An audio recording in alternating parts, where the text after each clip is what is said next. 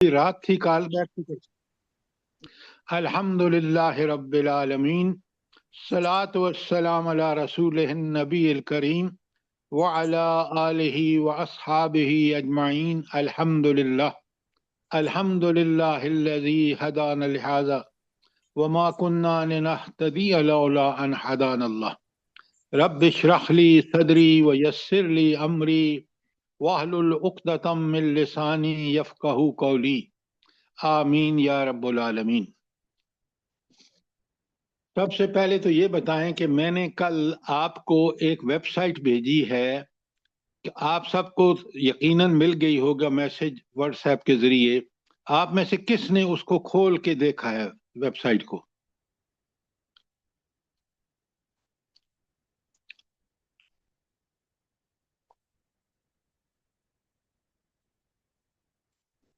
اب دیکھیں نا سر آپ لگتا ہے وہ جو ویب سائٹ آپ نے بھیجی ہے نا وہ میرا خیال ہے کہیں کسی سے بھی نہیں کھلی ہے، اسی لیے تو کوئی بھی آج جواب سے تو میں نہیں، نے ارم بات سے کی تھی، پوچھیں۔ آپ ذرا چپ رہے ہیں، مجھے کوئی مان بھی نہیں رہا کہ مجھے ملا بھی ہے کہ نہیں میسج۔ کیا بات کر رہے ہیں آپ؟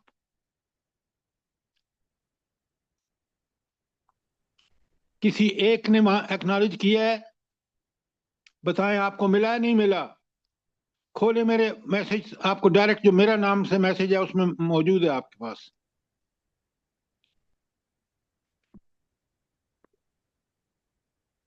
سر جی سر، تدبر کیا قرآن اور کی بات کھل کر بھی رہے ہیں؟ رہی ہے؟ جی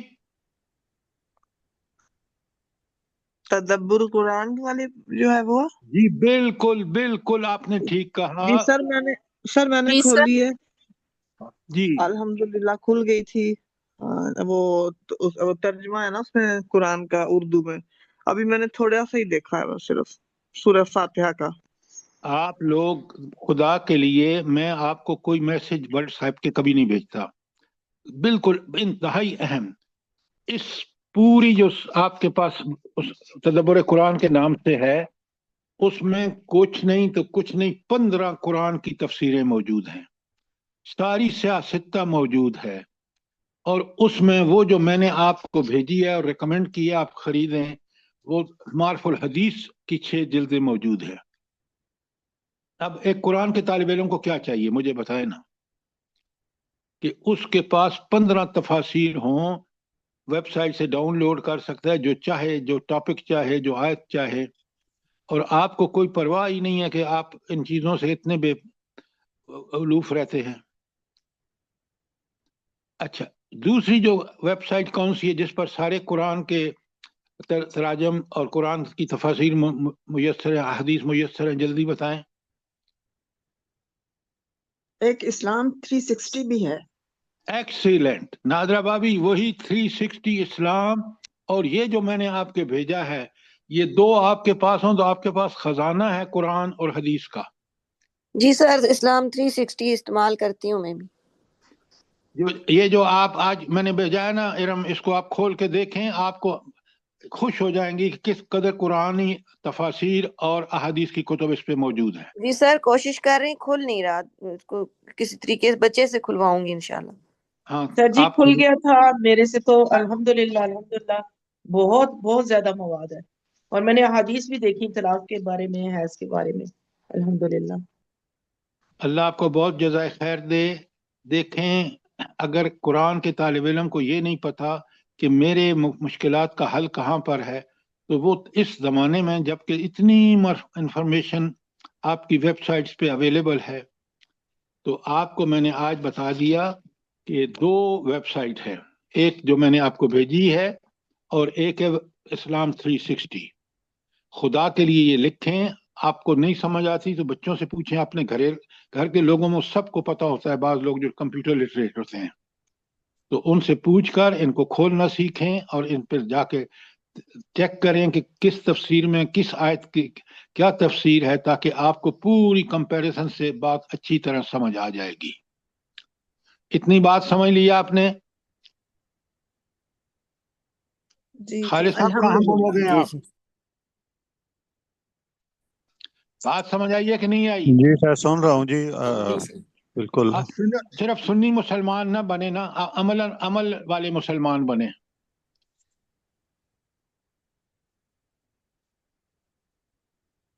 अच्छा, अब मैं आपको, आज मैंने कई लोगों से बात की और उन्होंने एग्री किया, तजवीज़ मैंने रखी कि मैं इन सारे जो तलाक और इद्दत के मामलात हैं हदीस भी बयान करें, ताकि अहदीस में उन चीज़ों को और मज़ीद खोल दिया गया है और हमें बात पूरी तरह कुरान और हदीस की दोनों की रोशनी में समझ आ जाएगी। ये बात आपको सुन रहे हैं कि नहीं? जी अल्हम्दुलिल्लाह। सर, जी सर। जी सर जी।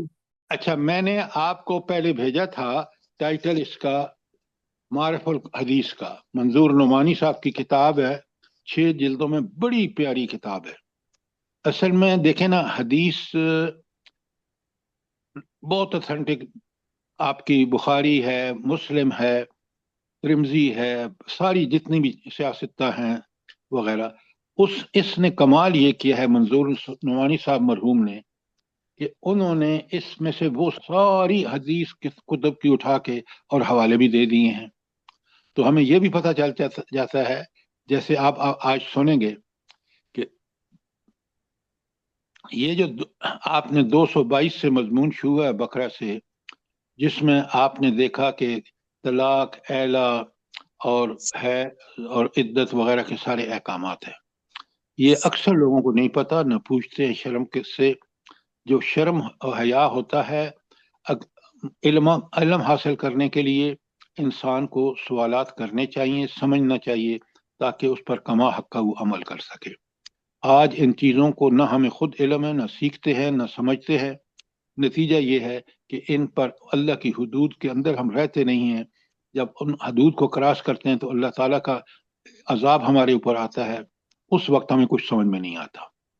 तो इसलिए बेहतर यह है कि हम इन तमाम चीज़ों को, सारी आयत मैंने आपके सामने रखी हैं और आज मैं अब आपके सामने अहदीस बयान कर रहा हूँ। ये 7वीं जिल्द है, बल्कि 6ठी जिल्द है, हाँ 7वीं जिल्द है मारिफुल हदीस की, जिसमें ये सारी तलाक, इद्दत वगैरह एला की हदीस दी हुई हैं।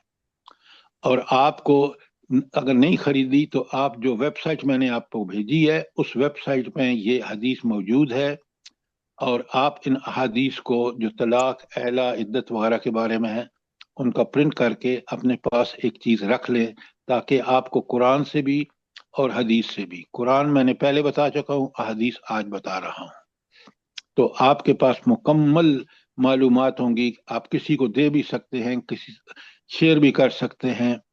अपनी जवान बच्चियां जिनकी शादी होने वाली है, उनको ये सब चीजें पता होनी चाहिए, बेटों को भी और बेटियों को भी।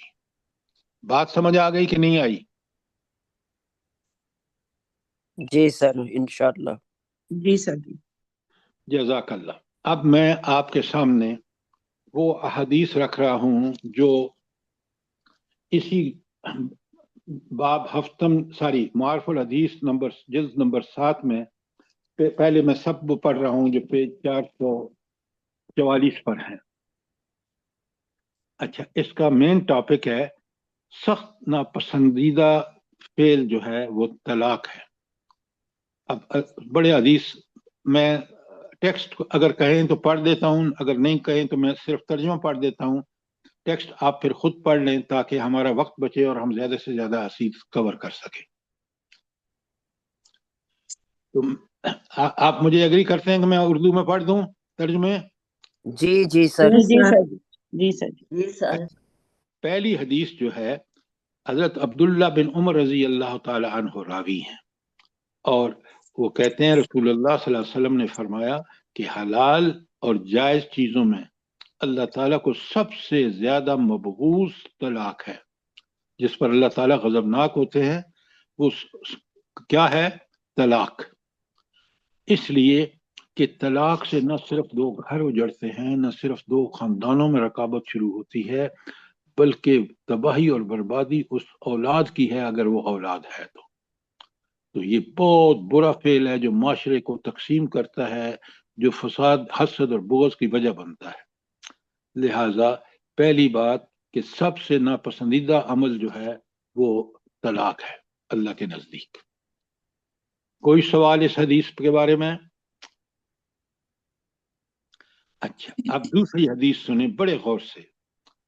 حضرت معاذ بن جبل سے روایت ہے کہ رسول اللہ صلی اللہ علیہ وسلم نے ارشاد فرمایا، اے معاذ، اللہ تعالیٰ نے روئے زمین پر کوئی ایسی چیز پیدا نہیں کی جو غلاموں اور باندیوں کو آزاد کرنے سے زیادہ اللہ تعالیٰ کو محبوب اور پسندیدہ ہو. تو کون سا فعل اللہ تعالیٰ کے ہاں سب سے پسندیدہ ہے؟ جلدی بتائیں. لونڈی اور غلاموں کو آزاد کرنا. شاباش، ایکسیلنٹ. اب آگے سنیے حدیث کا اگلا پورشن. اور روئے زمین پر کوئی ایسی چیز پیدا نہیں کی جو طلاق سے زیادہ اللہ تعالیٰ کو مبغوض اور ناپسندیدہ ہو. مبغوض کا مطلب ہے غصہ، غضب دلانے والی. تو اب آپ اندازہ کر لیں کہ اب آگے سنیں گے تو بات ساری سمجھ آ جائے گی. حضرت ثوبان رضی اللہ تعالی عنہ سے روایت، تیسری آیت میں آپ کے سامنے پڑھ رہا ہوں. حضرت ثوبان سے روایت ہے کہ رسول اللہ صلی اللہ علیہ وسلم نے فرمایا کہ جو عورت اپنے شوہر سے کسی سخت تکلیف کے بغیر طلاق کا مطالبہ کرے، اس پر جنت کی خوشبو حرام ہے. اب سخت تکلیف کا مطلب کیا ہے؟ کہ وہ خاتون حدود اللہ کی پابندی نہیں کر پا رہی. کیوں؟ کہ اس گھر میں، اسی لیے نوٹ فرمائیں کہ نبی کریم صلی اللہ علیہ وآلہ وسلم نے فرمایا، جب بھی تمہیں شادی کا مسئلہ ہو تو ہمیشہ سر فہرست دین کو ترجیح دیں. باقی سب چیزیں، خاندان، خوبصورتی، علم، پلانا دھماکہ، آج وہی چیز کہ اللہ کے رسول صلی اللہ علیہ وسلم نے فرمایا کہ تم دین کو ترجیح دینا. سر جی، آپ یہ معرف الحدیث کا کون سا پیج پڑھ رہے ہیں؟ 444 جلد 7 کا. جزاک اللہ. اچھا، تو اب آپ دیکھ لیں کہ حضور کیا فرما رہے ہیں کہ جو عورت اپنے شوہر سے کسی سخت تکلیف کے بغیر مطالبہ کرے، یا سخت تکلیف سے مراد یہ ہے کہ حدود اللہ پر وہ قائم نہیں رہ پا رہی. یہ اچھی طرح نوٹ کریں. زرسائے صاحبہ مل گیا آپ کو؟ اچھا جی سر جی، مل گیا میرے پاس یہ ہے حدیث، میں نکال رہی ہوں. سخت تکلیف کے بغیر طلاق کا مطالبہ کرے، اس پر جنت کی خوشبو حرام کر دی گئی. نوٹ فرمائیں کتنا اہم ہے ایک مرد اور عورت دونوں کے لیے کہ وہ شادی کریں، شادی کے بعد اللہ تعالیٰ کی حدود کی پابندی کریں. کتنا اہم ہے، نوٹ فرمائیں ذرا. بات سمجھ آئی کہ نہیں آئی؟ کوئی سوال؟ جی سر، کتنے سخت دیکھیں الفاظ ہیں، اور کیا، اور لوگ سوچتے نہیں ہیں کہ اس کا انجام کیسا ہے. سر جی، اس کا جو آپ بتا رہے ہیں مفہوم یہ ہوگا کہ شوہر اس کو قائم نہیں رہنے دے رہا اور وہ پابندی نہیں کر رہی حدود اللہ کی. شادی ہو گئی، عورت دیندار تھی، تو یہاں سخت تکلیف کا مطلب یہ ہے کہ اس کو دین کی حدود کی پاسداری کرنا اس کے لیے مشکل ہو رہی ہے. ٹھیک ہے، نہ میاں کر رہا ہے، نہ اس کے گھر والے کر رہے ہیں، لہٰذا ان حالات کے یہ ہے سخت تکلیف کا مطلب. اب بات سمجھ آ گئی ہے؟ جی سر جی، جزاک اللہ خیر. اگر اس کو دین پر عمل کرنا آسان ہے، لوگ کوآپریٹو ہیں، اس کے باوجود وہ طلاق کا مطالبہ کرتی ہے، تو اس پر جنت کی خوشبو بھی حرام ہے. اچھا، تو یہاں اب تشریح ذرا سن لیں. انہوں نے بڑی پیاری تشریح لکھی ہے جہاں ضرورت تھی. اس حدیث سے معلوم ہوا کہ اگر کسی عورت کو مرد کے ساتھ رہنے میں واقعی زیادہ تکلیف ہو اور وہ طلاق طلب کرے تو اس کے لیے یہ وعید نہیں ہے. ہاں، بغیر کسی تکلیف اور مجبوری کے طلاق چاہے گی تو یہ اس کے لیے سخت محرومی اور گناہ کی بات ہوگی. یہ تھا اس حدیث کا ایکسپلینیشن یا تشریح. اب میں اگلی حدیث آپ کے سامنے رکھتا ہوں. ہر حدیث کو اچھی طرح سوچیں، سمجھیں، سوال کریں. نیکسٹ حدیث میں اللہ تعالیٰ فرماتے ہیں، حضور فرماتے ہیں، حضرت ابو موسیٰ اشعری رضی اللہ تعالیٰ عنہ سے روایت ہے کہ رسول اللہ صلی اللہ علیہ وسلم نے فرمایا کہ عورتوں کو طلاق نہیں دینی چاہیے الا یہ کہ ان کا چال چلن مشتبہ ہو. اللہ تعالیٰ ان مردوں اور عورتوں کو پسند نہیں کرتا جو ذوقہ چکھنے کے شوقین اور خوگر ہوں. یہ حدیث ہے معجم الکبیر المعجم الاوسط للطبرانی. اچھا، اب آپ کو یہاں جی اینڈ سے پلیز ریپیٹ کر دیجیے گا، اینڈ سے اس کو. اینڈ میں جو ہے میں پوری آپ کے سامنے ریپیٹ کر دیتا ہوں اور کھول بھی دیتا ہوں. حدیث ہے، نبی کریم صلی اللہ علیہ وسلم نے فرمایا عورتوں کو طلاق نہیں لینی چاہیے الا یہ کہ ان کا چال چلن مشتبہ ہو. نہیں، مردوں کے لیے کہ عورتوں کو طلاق نہیں دینی چاہیے، اور صرف اس حال میں دے سکتے ہیں کہ ان کا چال چلن مشتبہ ہو، اس لیے کہ اللہ کی حدود تو پھر کراس ہو گئی. آگے ہے اللہ تعالیٰ ان مردوں اور عورتوں کو پسند نہیں کرتا جو ذائقہ چکھنے کے شوقین اور خوگر ہوں. تشریح میں انہوں نے لکھا ہے حدیث کے آخری جز کا مطلب یہ ہے کہ وہ مرد اللہ تعالیٰ کی محبت اور پسندیدگی سے محروم ہیں جو بیوی کو اس لیے طلاق دیں کہ ان کی جگہ دوسری بیویاں لا کر ذائقہ چکھیں. اس طرح وہ عورتوں سے بھی محروم ہیں اور اس غرض سے شوہروں سے طلاق لیں کہ کسی دوسرے مرد کی بیوی بن کر نیا مزہ چکھیں. یہ بھی حرام ہے. اب بات بالکل کلیئر ہو گئی، اور مزید اس کے بارے میں کوئی آپ کا سوال ہو؟ اچھا، اب اگلی حدیث سنیں. طلاق کا وقت اور طریقہ کیا ہے صحیح طلاق دینے کا. دیکھیں کتنی پیاری احادیث ہیں جو ہمیں پوری طرح گائیڈ کر رہی ہیں. اب بڑے غور سے سنیں حدیث کو اور سمجھیں تاکہ ہمیں پتہ چلے کہ صحیح دیکھیں نا، ہمیں اپنے لیے نہیں دوسروں کے لیے بھی ضرورت ہے کہ ہم ان کو بھی صاف صاف بتائیں کہ یہ طریقے ہیں، اگر اس طریقے کی خلاف ورزی کی تو اللہ کی ناراضگی اور گناہ ہوگا. جی سر، جی بالکل صحیح بتا رہے ہیں آپ، اور کتنی وضاحت کے ساتھ یہاں بیان ہو رہا ہے. اللہ بس سمجھنے کی توفیق دے.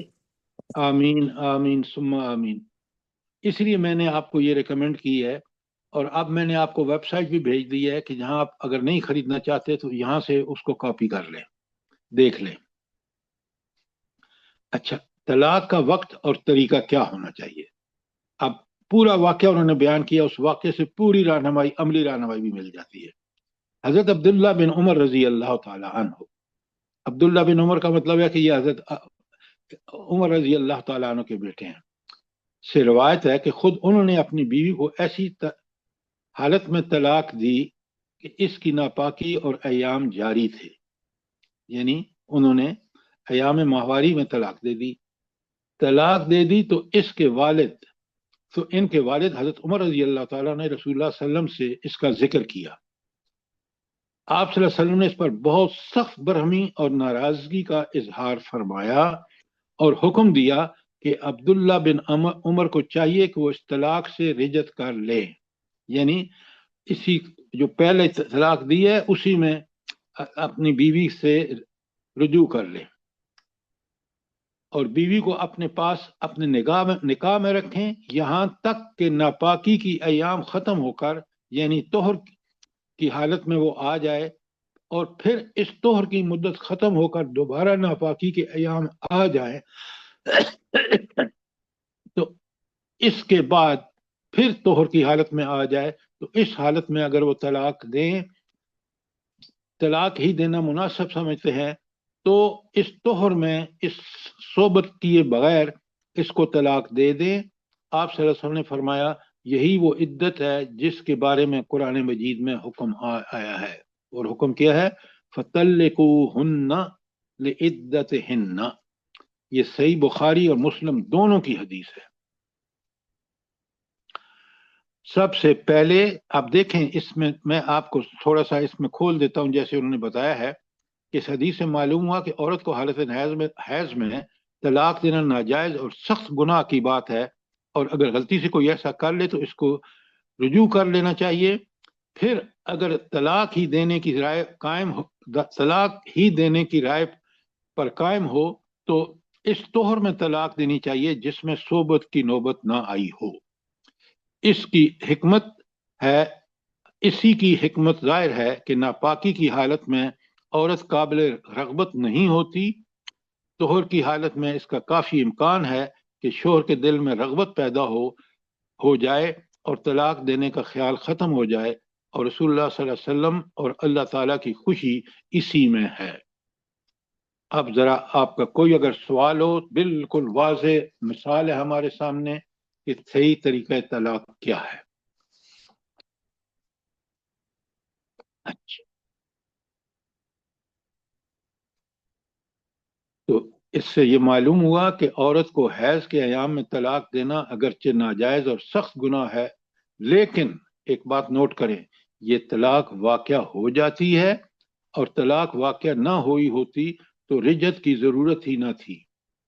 یعنی نبی کریم صلی اللہ علیہ وسلم نے جب ان سے کہا کہ رجوع کریں، تو اس کا مطلب ہے کہ اگر طلاق واقع ہوئی ہوتی تو پھر نبی کریم صلی اللہ علیہ وسلم اس کو نہ کہتے کہ آپ رجوع کریں، کیوں کہ خود لہذا طلاق تو ہو جاتی ہے لیکن گناہ اس پر ثابت ہو جاتا ہے مرد پر۔ دیکھیں کس قدر جواز سامنے آ گیا کہ طلاق تو ہو گئی لیکن گناہ بھی مرد کے ذمہ رہ گیا۔ اب آ جائیے بیک وقت 3 طلاق دینا سخت گناہ ہے۔ حدیث سنیں بڑے غور سے۔ حضرت محمود بن لبید رضی اللہ تعالیٰ عنہ سے روایت ہے کہ رسول اللہ صلی اللہ علیہ وسلم کو ایک شخص کے متعلق اطلاع ملی کہ اس نے اپنی بیوی کو ایک ساتھ 3 طلاقیں دے دی ہیں۔ تو آپ صلی اللہ علیہ وسلم نے سخت غصے کی حالت میں کھڑے ہو گئے اور ارشاد فرمایا کہ ابھی جب کہ میں تمہارے درمیان موجود ہوں، کیا کتاب اللہ سے کھیلا جائے گا؟ یعنی ایک ساتھ 3 طلاق کہ دینا اس کتاب الہی کے ساتھ گستاخانہ کھیل اور مذاق ہے، جس میں طلاق کا طریقہ اور قانون پوری وضاحت کے ساتھ بیان فرمایا گیا ہے۔ تو کیا میری موجودگی میں اور میری زندگی میں ہی کتاب اللہ اور اس کی تعلیم سے مذاق کیا جائے گا؟ اب نوٹ کریں آج ہم کیا مذاق کر رہے ہیں، نوٹ فرمائیں ذرا۔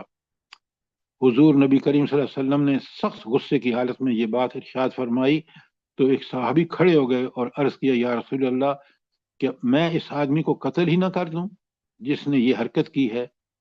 یہ سنن نسائی کی حدیث ہے، اور اب آپ کو اندازہ ہو گیا کہ 3 طلاقیں ایک ساتھ دینا کتنا بڑا جرم ہے۔ جی ایک سوال ہے، جی حدیث کو ایک جگہ میں نے پڑھا تھا، اگر اس کی تصحیح کرتے ہیں کہ طلاق مغلظہ کہیں گے اس کو؟ بالکل 3 طلاقیں دے دیں تو طلاق مغلظہ ہے۔ جی جزاک اللہ خیر۔ اچھا، اب آگے سنیں، کتاب سے میں تشریح پڑھ رہا ہوں۔ اس حدیث سے معلوم ہوا کہ بیک وقت 3 طلاقیں دینا سخت گناہ اور قرآن مجید کے بتلائے ہوئے طریقے طلاق سے انحراف اور اس کے ساتھ ایک طرح کا کھیل اور مذاق ہے۔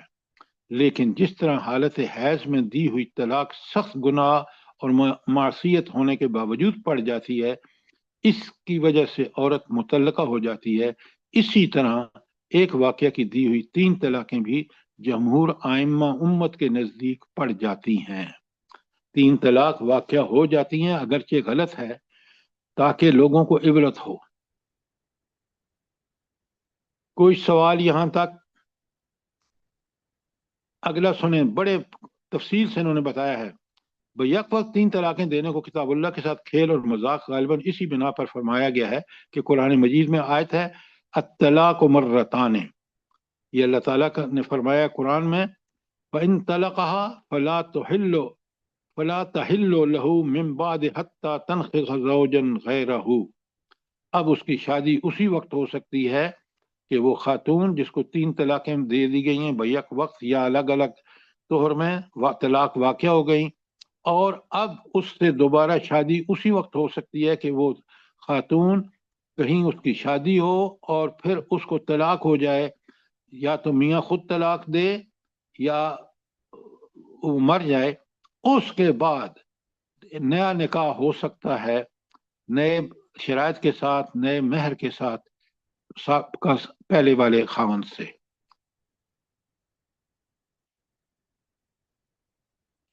اچھا، کوئی سوال آپ کا یہاں تک ہو؟ شاباش۔ اب آگے آئیے، 3 طلاقیں دینے کا نتیجہ کیا ہوتا ہے اور اس کے لیے شرعی حکم کیا ہے، بڑے غور سے سنیں۔ حضرت عائشہ صدیقہ رضی اللہ تعالیٰ عنہ سے روایت ہے کہ رفاع کرزی کی بیوی رسول اللہ صلی اللہ علیہ وسلم کی خدمت میں حاضر ہوئی اور اس نے بتایا کہ میں رفاع کرزی کے نکاح میں تھی، اس نے مجھے طلاق دے دی اور طلاق کا پورا کورس ختم کر دیا، یعنی اس نے مجھے 3 طلاقیں دے دیں۔ تو اس کے بعد میں نے عبد الرحمن بن زبیر سے نکاح کر لیا، لیکن وہ بالکل اذکار رفتہ ہے، یعنی نکاح سے ایک خاص مقصد ہوتا ہے، وہ اس قابل نہیں۔ رسول اللہ صلی اللہ علیہ وسلم نے اس سے فرمایا کہ تو کیا چاہتی ہے کہ پھر رفاق کے نکاح میں چلی جائے؟ تو اس نے کہا ہاں یہی چاہتی ہوں۔ آپ صلی اللہ علیہ وسلم نے فرمایا کہ یہ اس وقت تک نہیں ہو سکتا جب تم دونوں میں باہم صحبت کا عمل نہ ہو جائے۔ یہ صحیح مسلم اور صحیح بخاری دونوں کی حدیث ہے۔ تشریح قرآن سے سن لیجئے۔ شریعت کا یہ حکم قرآن مجید میں بھی بیان ہوا ہے، سورہ بقرہ میں ہی ہے جو آپ پڑھ چکے ہیں۔ فَإِن طَلَقَهَا، اگر شوہر نے بیوی کو طلاقیں دینے کے بعد تیسری طلاق بھی دے دی ہے، فَلَا تَحِلُّ لَهُ، وہ اس کے لیے حلال، عورت اس کے لیے حلال نہیں ہے، حَتَّى تَنكِحَ زَوْجًا غَيْرَهُ، یہاں تک کہ ایک دوسرے مرد سے وہ شادی نہ کرے اور پھر وہ اس کو باقاعدہ طلاق نہ دے یا وہ مر نہ جائے اس کے پہلے۔ وہ یہ جو طریقہ ہمارے ہاں سنتے ہیں آپ، یہ بالکل غلط ہے، اس سے ابھی آپ کے سامنے حدیث آئے گی۔ کوئی سوال اس حدیث کے بارے میں؟ اچھا، سر حلالہ بعض اوقات صرف خام خواہ کر دیا جاتا ہے، نام اس کا وہ حلالہ جو مروجہ حلالہ ہے وہ بالکل غلط ہے، اس کو اب حدیث آ رہی ہے آگے۔ سر جی یہاں ایک سوال ہے، تو پھر وہ اسی کے نکاح میں رہے گی، یعنی کہ وہ نہیں پھر جائیں گی، وہ جو رفاع کے پاس آپ صلی اللہ علیہ وسلم نے فرمایا واپس جانا چاہتی ہو، تو وہ کہتی ہے، آپ صلی اللہ علیہ وسلم نے فرمایا نہیں تو اس وقت تک واپس نہیں جا سکتی جب تک تو اس سے اور وہ تجھ سے لطف اندوز دیکھیں نہ ہو۔ میری بات سنیں، آپ بالکل بات ٹھیک کہہ رہی ہیں، جب تک وہ ان کی ہم بستری نہ ہو، اس کے بعد وہ شخص طلاق نہ دے اس کو۔ اگر طلاق دیتا ہے تو اجازت ہے، اگر طلاق نہیں دیتا تو پھر اس عورت کو کوئی حق نہیں ہے کہ وہ پہلے حق شوہر سے نکاح کرے۔ اب ٹھیک بات ہے سمجھ آ گئی؟ جی جی سر جی، جزاک اللہ خیر۔ اچھا، ہنسی مذاق کی طلاق بھی طلاق ہے۔ یہ جو آج کا تماشا لگا ہوا ہے نا، اس معاملے میں انسان کو بہت محتاط ہونا چاہیے۔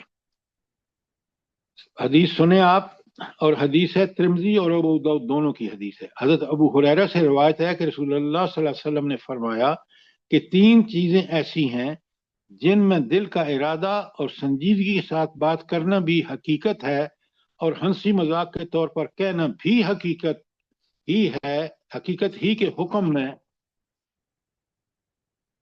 ہے: نکاح، طلاق اور رجعت۔ تو تینوں میں آپ مذاق میں بھی کہیں گے تو واقعہ ہو جائے گی، اس لیے میاں بیوی کو بہت سنجیدہ ہونا چاہیے۔ قرآن پتہ ہے اس نکاح کے عمل کو قرآن کیا کہتا ہے؟ میثاقاً غلیظا، ایسا عہد جس کی پابندی دونوں پر لازمی ہے۔ اس لیے یہاں کسی مذاق ہنسی کی کوئی ضرورت ہی نہیں ہے، اس لیے کہ یہ بات کہنے سے بھی، ہنسی مذاق میں بھی کہنے سے طلاق ہو جائے گی، اور اس لیے انسان پوری طرح اس کو رشتے کو اسی طرح نبھائے جس طرح قرآن نے بتایا ہے، نبی کریم صلی اللہ علیہ وسلم نے کر کے دکھایا ہے۔ کوئی سوال یہاں تک؟ شاباش۔ اچھا، اب ایک اور شکل ہے، اور وہ آپ ذرا بڑے غور سے سنیں۔ ایسا شخص جس کی مغلوب العقل ہو، یعنی اس کے پاس عقل ختم ہو گئی، وہ پاگل ہو گیا، اس کا طلاق کیسی طلاق ہے؟ کتنی قرآن نے تفصیلات اور نبی کریم صلی اللہ علیہ وسلم نے کھول کے بتائے بھائی ہیں۔ تو حضرت ابو ہریرہ سے روایت ہے کہ رسول اللہ صلی اللہ علیہ وسلم نے فرمایا کہ ہر طلاق درست اور نافذ ہے سوائے اس آدمی کی طلاق کے جس کی عقل اور فہم مغلوب ہو گئی ہو۔ یہ جامع ترمذی کی حدیث ہے کہ اگر اس کی عقل میں فطور آ گیا ہے، یا وہ سمجھنے کا اس میں کوئی داعیہ نہیں رہ گیا، تو ایسے بندے کی اگر وہ طلاق کہے بھی تو اس کی کوئی ویلیو نہیں ہے. سر یعنی اب پاگل یا نہیں پاگل آدمی؟ نہیں، ایک بندہ دماغ اس کا ٹل گیا، ایک بندہ پاگل ہو گیا. اب وہ اگر اپنی بیوی سے کہتا ہے اپنے پاگل پنے میں، تو ظاہر ہے وہ طلاق نہیں ہوگی. میں آپ کو تشریح بتاتا ہوں، ذرا سنیں پہلے. کبھی ایسا ہوتا ہے کہ مرض یا صدمہ کی وجہ سے آدمی کی عقل دانش غیر متوازن اور مغلوب ہو جاتی ہے، اور وہ ایسی باتیں کرنے لگتا ہے جو عقل و فہم کی سلامتی کی حالت میں نہ کرتا. اسے اپنی باتوں کا پورا شعور بھی نہیں ہوتا. ایسے آدمی کو مغلوب العقل کہا جائے گا. بس اگر ایسا شخص اس حالت میں بیوی کو طلاق دے تو وہ واقعہ نہ ہوگی، جس طرح دیوانے اور پاگل کی طلاق واقعہ نہیں مانی جاتی. اب بات سمجھ آئیے ذکیہ صاحبہ؟ جی سر جی ایک اور جواب دے دیں پلیز. یہ شرابی کا کیا حکم ہوگا؟ شراب کے پہلے نشے میں جس سے دیکھیں، یہ آپ ایک شرعی حیثیت پوچھ رہی ہیں. پہلے تو مجھے یہ بتائیں کہ جو شخص شرابی ہے اس کو آپ نے اس کو کسی نے بیٹی کیوں دی ہے؟ وہ تو لعین انسان ہے جس کی عقل معاف. تو اب یہاں آپ نے دیکھ لیا کہ عقل معاف ہو جائے تو اس حالت میں اس کی بات کا شرعاً کوئی اعتبار نہیں. ہاں، شراب کے نشے کے بعد وہ کوئی طلاق دیتا ہے تو پھر وہ طلاق ہو گئی. اب بات سمجھ گئی کہ نہیں سمجھی؟ جی سر جی. سر جی کئی ماں باپ کو پتہ ہی نہیں ہوتا کہ بندہ شرابی ہے اور جی بیوی یس خود ہی بھگتتی ہے، تو اس کے لیے کیا حکم ہے؟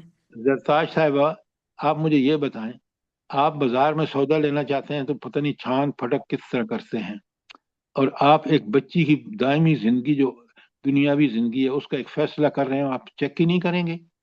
کیا سر بات جی کر رہے ہیں؟ یہ جو باتیں ہیں کئی لوگ بتاتے ہی نہیں، اور یہ اندرونی معاملہ کیسے چیک کیا جائے؟ کیا پتہ لگتا ہے کہ اندر ہاں، دیکھیں، آپ کو معاشرے میں رہتے ہیں، آپ کو ایسے لوگ ہیں جو اس خاندان کے بارے میں، اور اللہ تعالیٰ نے کہا کہ یہ رسول اللہ صلی اللہ علیہ وسلم نے فرمایا کہ یہ بالکل غیبت نہیں ہے. آپ مجھے کسی لڑکی کے بارے میں، رشتے دینے کے بارے میں، لینے کے لڑکے کے بارے میں پوچھ رہے ہیں، میرا فرض ہے کہ میں آپ کو صحیح اطلاعات دوں. آپ سمجھ گئے بات کہ نہیں سمجھے؟ جی سر قرآن جی کسی قرآن سے سے ہم معلومات کرنے کے لیے صرف یہ پوچھتا ہے کہ بھائی نماز پڑھتے ہو، پکی 5 وقتہ نماز پڑھتے ہو، تو آگے سے جواب دیتے ہیں کیوں یہ کیسی بات کر رہے ہیں، میں مسلمان ہوں، ظاہر ہے میں نماز پڑھتا ہوں، اور پتہ لگتا ہے نماز نہیں پڑھتا ہوتا. میڈم یہ بات ہے، آپ میرے ساتھ اس طرح نہ کریں. آپ ایک فیصلہ کر رہے ہیں، آپ کو یہ چیزیں ویریفائی کرنی چاہیے اس محلے کے لوگوں سے، اور کر سکتے ہیں آپ. اگر نہیں کریں گے تو پھر آپ بھگتیں گے جیسے آپ کہہ رہے ہیں. جی جزاک اللہ. سر سر فوری لیکن منگنی آج کل فوری کے شادی زمانے میں نہیں نہ کوئی کرنی چاہیے، تھوڑا عرصہ سر دیکھنا آج کل کے چاہیے. زمانے میں کوئی سر آج کل کے زمانے میں کوئی سچ تھوڑی بتاتا ہے. وہ کہتے ہیں اگر ہم سچ بتا دیں گے تو پھر رشتہ کیسے چلے گا، رشتہ کیسے ہوگا؟ بھائی تو آپ ایسے لوگوں سے بات کیوں کرتے ہیں؟ آپ معاشرے میں نہیں رہتے؟ آپ کو نہیں پتا کہ ہمیں اس بچی کو دین پہ قائم رہنا اس کے لیے کتنا ضروری ہے؟ اس کی آخرت دنیا ساری اسی پر مبنی ہے. حضور نے بھی کیوں فرمایا کہ تم صرف دیکھیں نا، ساری چیزوں کو حسن و جمال ہو، خاندانی شرافت ہو، اللہ کے رسول نے فرمایا ان سب کے ساتھ سب سے پہلی چیز جو ہے وہ تم دینداری کو پریفر کرو. تو سر اگر زیادہ ہم کوشچن آنسرز ان سے کریں اس دین کے حوالے سے یا ان کے رہن سہن کے، تو وہ یہ کہتے ہیں آپ بہت زیادہ میم میخ نکال رہے ہیں. اتنی زیادہ میم میخ نہ نکالیں ورنہ اس رشتے سے بھی جائیں گے. بھائی اگر آپ میں یہ آپ نے تیاری نہیں کی اور آپ ان چھپانے والوں کو رشتہ دے رہے ہیں، تو دین یہ نہیں کہتا. دین تو کہتا ہے پوری تفتیش کرو. سر اور گھر والوں سے نہیں نہ پوچھنا چاہیے، ادھر ادھر کے لوگوں سے پوچھیں، جاننے والوں بالکل سے. آپ نے ٹھیک کہا. آپ اپنے دوستوں کو لگائیں، جاننے والوں کو لگائیں کہ بھائی مجھے یہ تفتیش کر کے دو. سر بہترین جو پوچھنا ہوتا ہے نا وہ ہمسائے سے پوچھنا چاہیے، وہ سب کچھ صحیح بتائے گا. یہ سر ہم نے ایکسپیرینس کیا. شادی آپ ٹھیک کہہ رہی ہیں، لیکن بندوں کو، آدمیوں کو خود اتنا احساس ہونا چاہیے کہ وہ یہ معلومات کہاں ملیں گی. कोई मालूमात आप हासिल कर सकते हैं। अच्छा, अब आगे चलते हैं, जबरदस्ती की तलाक के बारे में क्या लिखते हैं। कितनी प्यारी अहादीस हैं, जरा आप नोट फरमाएं और हमें किस कदर रहनुमाई मिल रही है। हदीस का रावी हैं हदीस अबू दाऊद की किताब की भी है और इब्न माजा की भी है। हजरत आयशा सिद्दीका से रिवायत है कि मैंने रसूलुल्लाह सल्लल्लाहु अलैहि वसल्लम से सुना, आप सल्लल्लाहु अलैहि वसल्लम ने फरमाया कि जबरदस्ती की तलाक और जबरदस्ती के अताक का कोई एतबार नहीं।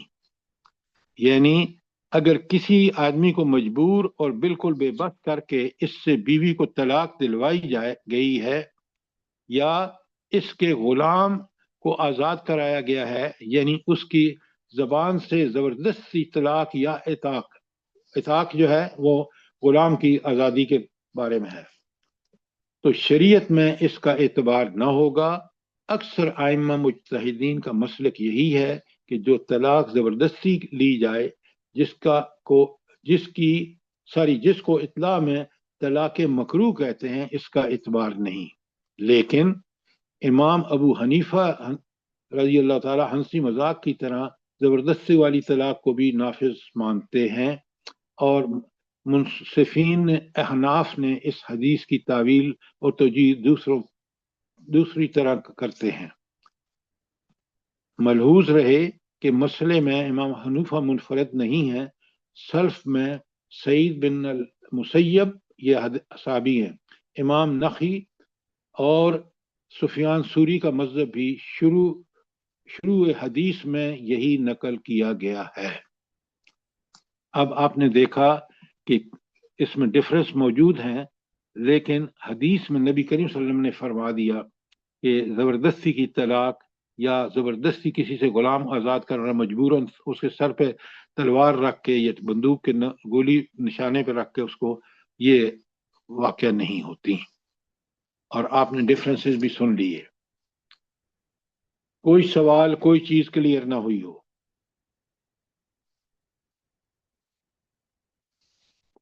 अच्छा, अब आते हैं इद्दत की तरफ। अस्सलाम ये वालेकुम तो सर। वालेकुम सलाम वरहमतुल्लाह। सर अगर जबरदस्ती की तलाक करवा के पेरेंट्स या कोई भी फर्द जो वली होता है वो दूसरी जगह शादी करवा दें, तो ऐसे रिश्ते का फिर क्या हिसाब किताब बनेगा? बेटा, ये आपकी बात आज के दौर में सब मुमकिन है, लेकिन बच्ची वालों का अगर कुरान और सुन्नत पर अमल है तो वो ये हरकत कभी नहीं करेंगे। हाँ, अगर उन्हें कुरान और सुन्नत से आज़ाद हैं, शैतान के पीछे चल रहे हैं, तो उनसे सब चीज़ें मुतवक्के हैं। लिहाजा आप ये कितना कुरान और सुन्नत का इल्म और उस पर अमल ज़रूरी है, ये कोई शख्स नहीं कर सकता जिसको कुरान और सुन्नत का इल्म हो कि दुनिया में आए ही इसलिए हूँ कि मैंने अपने आप को जो है वो अल्लाह के अहकामात की पाबंदी करनी है, तकवा की रविश अख्तियार करनी है, अल्लाह ताला की हुदूद को तोड़ना नहीं है, तो ये काम नहीं कर सकता। बात समझ आई कि नहीं आई? जी सर, लेकिन जो लोग नहीं हुदूद को का ध्यान रखते ओहो, तो फिर तो वो जो अल्लाह के, आपका फर्ज खत्म हो गया, आपने सब सारी बात उनको बता दी, उसके बाद नहीं करते तो अल्लाह उनको क़यामत के दिन अल्लाह अपने हिसाब में उनको साफ बता देगा। ठीक। जबरदस्ती तो हम कर ही नहीं सकते ना। नबी करीम सल्लल्लाहु अलैहि वसल्लम को अल्लाह ने फरमाया कि भाई आप दारोगा नहीं है, आपका काम है लोगों तक बात पहुंचा देना, अमल करेंगे तो उनके मुस्तहिक हो जाएंगे अजर के, और अगर उसके खिलाफ करेंगे तो फिर अजाब से उन्हें कोई छुड़ा ही नहीं सकता। बात समझ आ गई कि नहीं आई? अब आगे चलें। अच्छा, जबरदस्ती की इद्दत के बारे में आपने देखा कि इस्लाम का निज़ाम कितना आदिलाना है। ये इद्दत की कई मसलियतें हैं। सबसे पहले मसलियत तो ये है कि इसके जरिए रिश्ते निकाह की अजमत और तकद्दुस का इजहार होता है। अगर इद्दत का कानून ना हो और औरत को इजाज़त हो कि शोहर की तरफ से طلاق کے بعد وہ اپنی حسب خواہش فوراً ہی نکاح دوسرا کر لے تو یقیناً یہ بات نکاح کی عظمت شان کے خلاف ہوگی اور نکاح بچوں کا ایک کھیل سا ہو جائے گا۔ کتنی بڑی پہلی مصلحت ہے۔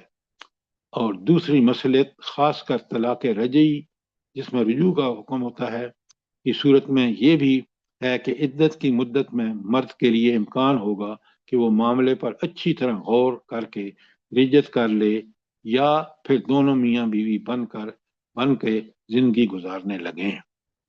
یعنی رجوع کرنے میں اگر انہوں نے سمجھ آ رہا ہے کہ نہیں ہم غلط کر رہے ہیں تو آپ کو یہ عدت کا سلسلہ ہے جو آپ کو موقع دیتا ہے کہ آپ اس کو اچھی طرح سوچیں۔ اور ایک تیسری مصلحت یہ ہے کہ عدت کے اس قانون کی وجہ سے عورت سے آئندہ پیدا ہونے والے بچے کے نسب میں کسی شک و شبہ کی گنجائش نہیں رہتی۔ کیوں کہ وہ عدت گزارتی ہے تو اس کا مطلب یہ ہے کہ یا تو وہ حاملہ ہے، اگر حاملہ ہے تو وضع حمل جو ہے وہ اس کی عدت ہے، اس کے بعد کوئی شبہ نہیں کہ اس کا پہلا بچہ جو ہے پہلے میاں کا ہے، اس کا نسل اور اس کا نسب پوری طرح پتہ ہے، اور جب اس کے بعد اس نے شادی کی تو آنے والے بچوں کی بھی پوری طرح نسب وغیرہ کا معاملہ کلیئر ہوگا۔ کوئی بات جو اس میں کلیئر نہ ہوئی ہو؟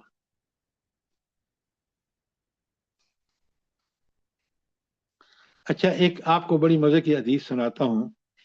حضرت اسما بن یزید بن انصاریہ سے روایت ہے کہ انہوں نے بیان کیا کہ رسول اللہ علیہ وسلم کے عہد مبارک میں ان کو طلاق ہو گئی تھی اور اس وقت تک متعلقہ عورت کے لیے عدت کا کوئی حکم نہیں آیا تھا، تو اللہ تعالیٰ نے قرآن مجید کی وہ آیات نازل فرمائیں جن میں طلاق و عدت کا بیان ہے۔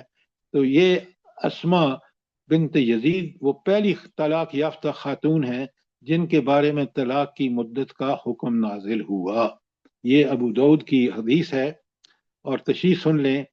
اس حدیث میں عدت سے متعلق جس آیت کے نازل ہونے کا ذکر کیا گیا ہے وہ بظاہر سورہ بقرہ کی یہ آیت والمطلقات یتربصن بانفسہن ثلاثۃ قروء، اس آیت میں اس متعلقہ عورتوں کی عدت کا حکم بیان کیا گیا ہے جن کو ایام ہوتے ہیں، جن کو صغر سنی اور کبر سنی کی وجہ سے ایام نہ ہوتے ہوں ان کا حمل تو اس کی عدت اور ان کے حمل کو تو اس کی عدت سورۃ طلاق کی آیت 4 میں بیان فرمائی گئی ہے۔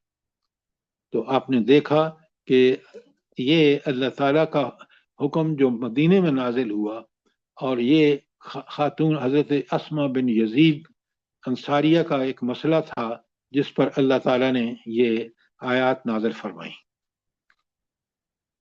اچھا، اب عدت میں آپ کو پوری طرح لکھوا چکا ہوں کہ کس کی حاملہ کی عدت وضع حمل ہوگی، اگر غیر حاملہ ہے تو 4 دن 10 دن ہوگی، اور اگر وہ چھوٹی بچی ہے اس کو حیض بھی نہیں آتا تھا اور بڑی عمر کی خاتون ہے ایسی عمر کے جو اس کو حیض ختم ہو گیا ہے تو ان کے لیے کتنی مدت ہے؟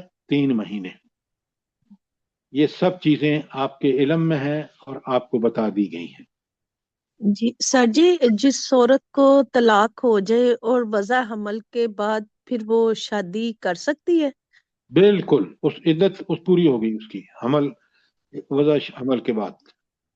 ٹھیک ہے، جزاک اللہ۔ اچھا، اب الحمدللہ یہ بہت اچھی بات ہے کہ آپ یہ سب چیزیں سمجھ رہے ہیں، سن رہے ہیں، قرآن اور حدیث سے آپ کو پوری طرح واقفیت ہو گئی۔ اچھا، اب آئیں 4 بیویوں کا مسئلہ۔ قرآن نے بڑا واضح بتایا ہے۔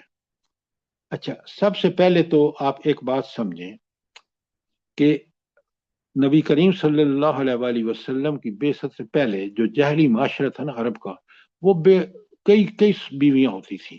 مثلا میں ایک حدیث آپ کو سناتا ہوں جو احمد نے روایت، احمد کی کتاب میں ہے۔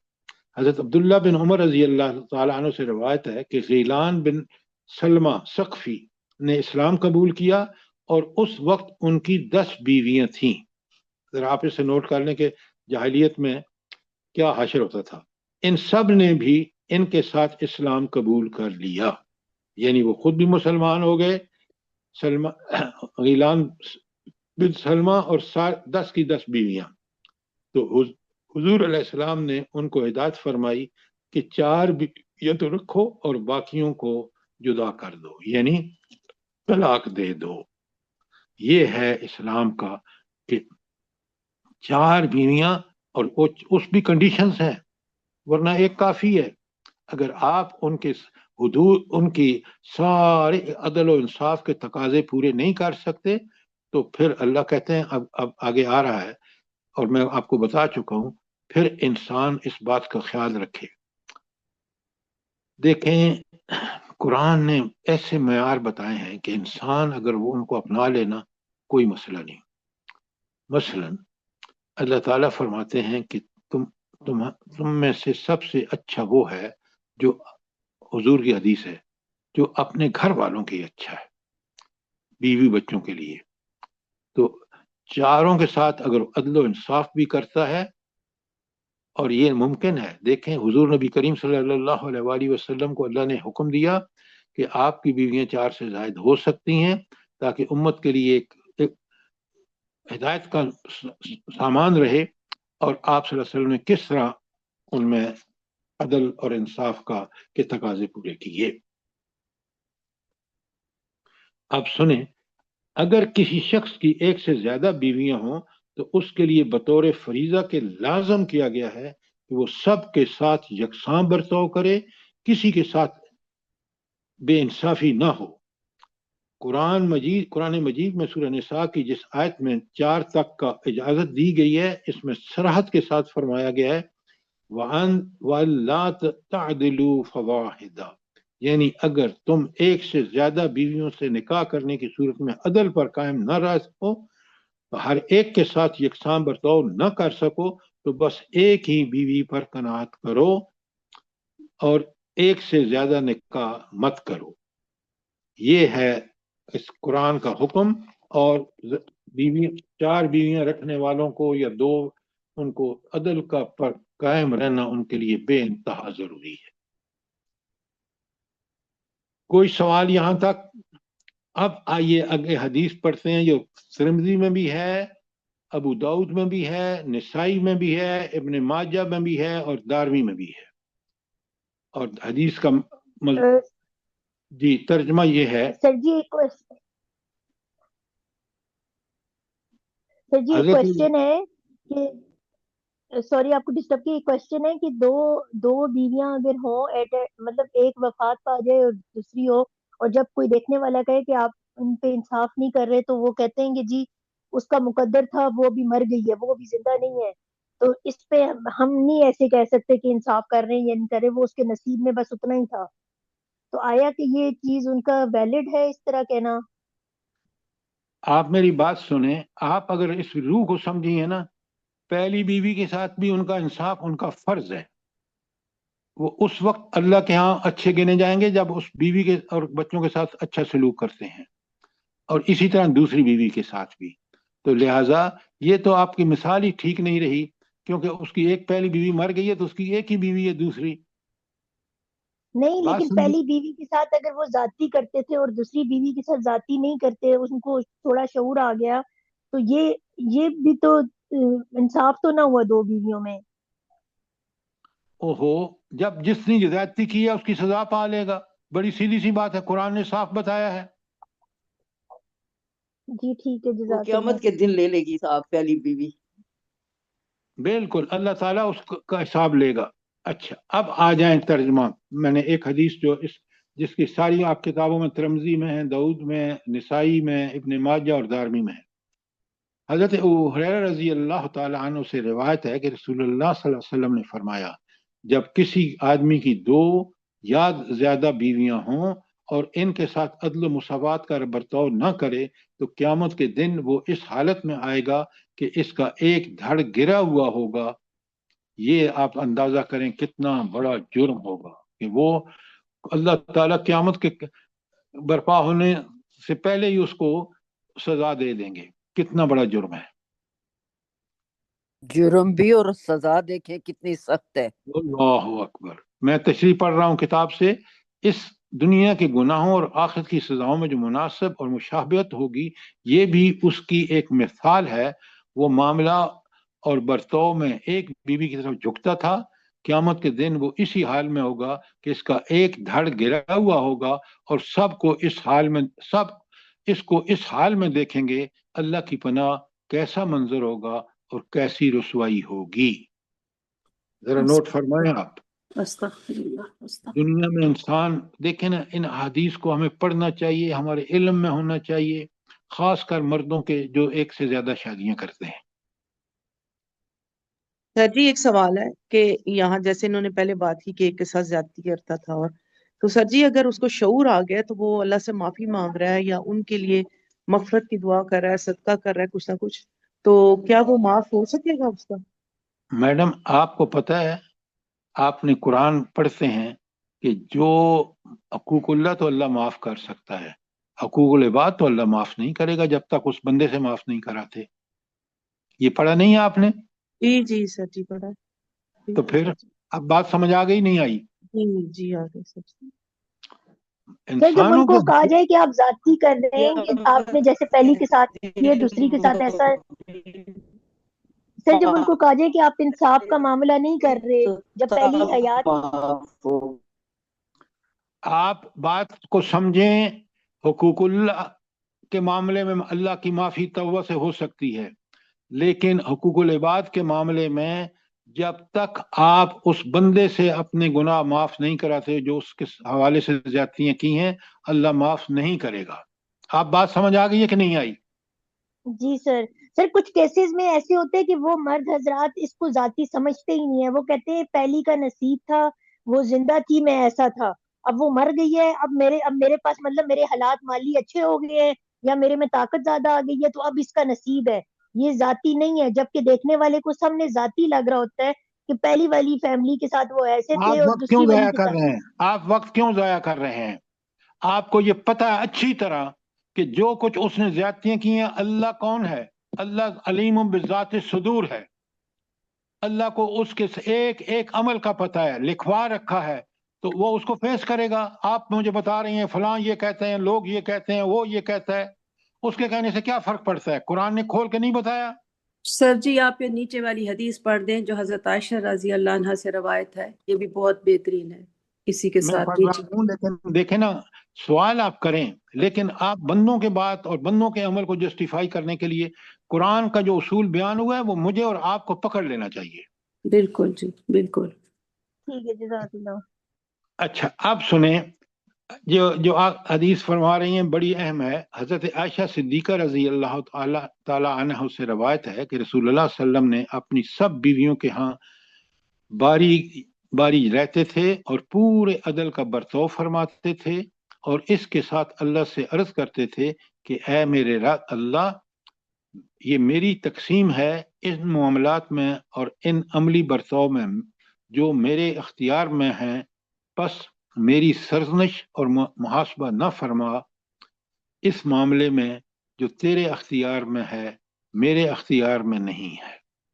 गोया अब देख लें कि हुजूर नबी करीम सल्लल्लाहु अलैहि वसल्लम को जब अल्लाह ने नमूना बनाया तो वो नमूना बन के दिखाया। उन्होंने किसी अपनी बीवी के साथ ज्यादती नहीं की। आपके सामने हदीस है कि हर एक का हक पूरा पूरा दिया और अल्लाह से दुआएं मांगी हैं कि ए अल्लाह, मैंने तो अपनी इंसानी हदूद की पूरी कोशिश की है, और ए अल्लाह आप भी मेरी गिरफ्त ना करें क्योंकि मैंने आपके हुक्म मानने का पूरा पूरा एहतमाम किया है। सुभान अल्लाह, कितनी बड़ी हस्ती, और वो भी अपने रब से क्या बयान कर रही है। अल्लाहु अकबर, अल्लाहु अकबर। अब मैं जरा इसका एक्सप्लेनेशन भी पढ़ दूं ताकि आपको बात पूरी तरह समझ आए। जी। तशरीह ये है कि मतलब ये है कि जहां तक रहन सहन और अमली बर्ताव का ताल्लुक है, इसमें रसूलुल्लाह सल्लल्लाहु अलैहि वसल्लम अपनी अज़वाज मुतहरात के साथ मिसाली और कामल अदल फरमाते थे। जो मामला और बर्ताव किसी एक के साथ था वो सब के साथ था, लेकिन कल्बी मोहब्बत और दिल का मैलान ऐसी चीज है जिस पर किसी बशर का काबू नहीं। तो आप सल्लल्लाहु अलैहि वसल्लम का भी काबू नहीं था।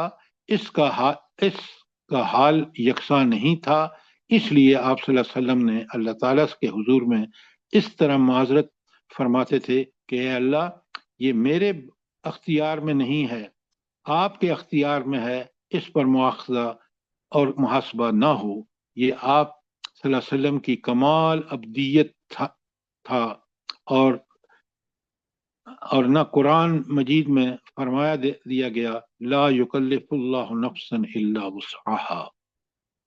اب ظاہر ہے نبی کریم صلی اللہ علیہ وآلہ وسلم کو کچھ بیویوں سے زیادہ محبت تھی، لیکن جو بظاہر سارے رہن سہن طریقے ان پہ پورا عدل کیا، اور یہ انسان کے بس کی بات نہیں ہے کہ جن سے ان سے اسپیشل محبت ہو، اس کے باوجود رہن سہن، سہولیات، خرید و فروخت پر خرچ کرنا برابر رہے۔ تو اللہ سے وہ دعا مانگ رہے ہیں کہ پروردگار اس پہ تو گرفت نہ کرنا کہ کسی کے ساتھ رہا معاملہ عدل کا تو وہ میں نے پوری طرح کیا۔ یہ نبی کریم صلی اللہ علیہ وسلم کا کتنا پیارا ہمارے سامنے دیکھیں نا، رب نے بھی تو اسی لیے فرمایا کہ لقد کان لکم فی رسول اللہ اسوۃ حسنہ، کہ حضور نبی کریم صلی اللہ علیہ وسلم کا طریقہ جو ہے وہی تمہارے لیے بہترین طریقہ ہے۔ بے شک، سبحان اللہ، سبحان اللہ۔ تو آج ہم نے ساری احادیث اس حوالے سے، کتاب جو ہے معارف الحدیث سے، یہ بہت پیاری کتاب ہے، اور میں نے آج آپ کو ویب سائٹ بھی بھیج دی۔ یہ میرا فرض ہے کہ جو چیزیں میں آپ کو پڑھاؤں وہ یہ بھی بتاؤں کہ کہاں اویلیبل ہیں۔ تو لہٰذا آپ کو اب جنہوں نے کے پاس کتاب ہے وہ اور جو خرید سکتے ہیں وہ ضرور خریدیں، اس لیے کہ اس کتاب نے بڑے کمال طریقے سے حدیث ساری کی ساری مختلف کتابوں میں جمع کر دی ہیں جو اس میں ہیں، اور پھر ایک ساتھ ایکسپلینیشن بھی دے دیا ہے، ریلیونٹ ٹو دی پوائنٹ۔ جی سر، جی بہت اچھی ہے، اور ہر چیز بندے کو سمجھ آ جاتی ہے وضاحت کے ساتھ، بہت پیاری کتاب۔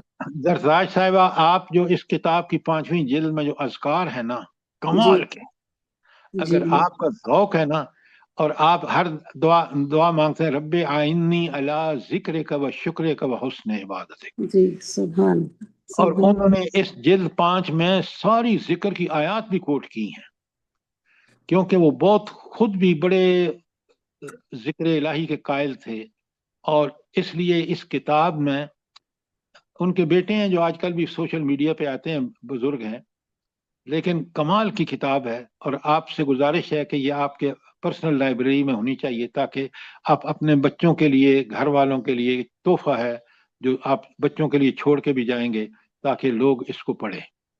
جی سر، جی جزاک سر اللہ، یہ میرے جی آپ پاس اسی پوچھ ہے رہی اور ہیں میں کہ پڑھتی ہوں۔ سسٹر جو ہے نا، سر جی اسی میں کتاب الرقاق ہے، وہ بڑا دلوں کو نرم کرنے والا میں وہ جو ہے ٹاپک ہے۔ ہر ٹاپک کی جی جی جی اللہ آپ کو بہت جزائے خیر دے۔ جزاک اللہ خیر۔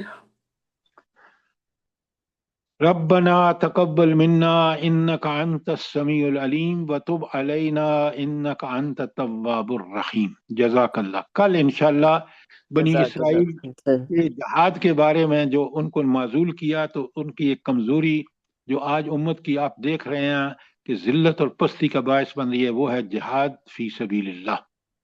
تو انشاءاللہ کل تفصیل سے منڈے کو سر، منڈے جی کو کل صبح تو چھٹی ہے چھٹی ہے، ہم انشاءاللہ، لوگ پرسوں انشاءاللہ۔ منڈے کو کروائیں گے انشاءاللہ۔ منڈے کو انشاءاللہ۔ جزاک اللہ، اللہ آپ اللہ کو پاک آپ بہت کو ہمت توفیق دے، اور ہم سب کو آپ کے ساتھ جڑے رہیں اسی طرح، اور سمجھنے کی توفیق دے، عمل کی توفیق دے تمام دنیا کے مسلمانوں کو، اور ہم لوگوں کے اولادوں کو بھی، اور جو بیمار ہیں ان کے لیے بھی اللہ پاک اپنی مہربانیوں سے صحت تندرستی والی زندگی دے، اور جو اس دنیا سے چلے گئے ان کی آگے کی منزلیں آسان کر دے پروردگار، بخش دے ان کو، اور آمین۔ ہم لوگوں کو بس معاف کر دے ہم لوگوں سے جو بھی کوئی غلطی ہوتی ہے۔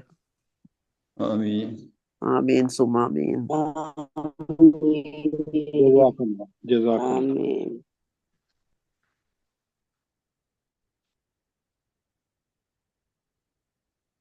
آمین۔